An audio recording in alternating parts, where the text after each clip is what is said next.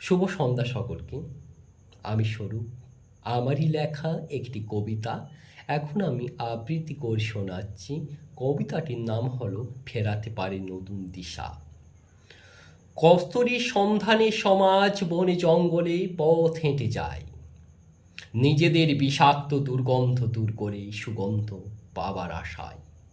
10-12 বছর ধরে মিগর নাভিশ্বাসে একটু একটু করে তৈরি হওয়া কস্তুরীর জন্য স্বার্থান্বেষী তীরের ফলাতে কত শত হরিণের জীবন চলে যায়। আসলে সমাজের নিয়মটাই একটু জটিল ভাবধারায় বেষ্টিত। দৃশ্যমান জগতের অন্তরালে অদৃশ্যমানের খেয়ালিপনা কেউ বোঝে না।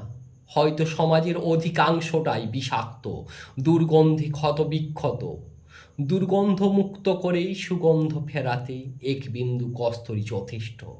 সামাজিক প্রণালীর অধিকাংশটাই পচা দুর্গন্ধে ভরে গেলেও শিক্ষার এক বিন্দু কস্তুরী ফেরাতে পারে সমাজের সুগন্ধ নতুন দিশা। Thank you.